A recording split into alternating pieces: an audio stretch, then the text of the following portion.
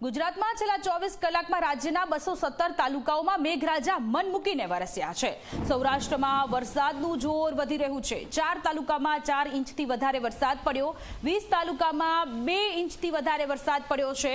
ભેંસાણ, જામકંડોળા અને ગોંડલમાં સૌથી વધુ વરસાદ પડ્યો છે। ગુજરાતમાં અત્યાર સુધીનો 67.77% જેટલો વરસાદ વરસી ચૂક્યો છે અને આ સિઝનમાં કચ્છ અને સૌરાષ્ટ્રમાં વરસાદની ઘટ છે। બાકી બધા વિસ્તારોમાં સરેરાશ કરતા વધુ વરસાદ થઈ રહ્યો છે અને આ વખતનું ચોમાસું એ ખૂબ સારું રહેવાનું છે।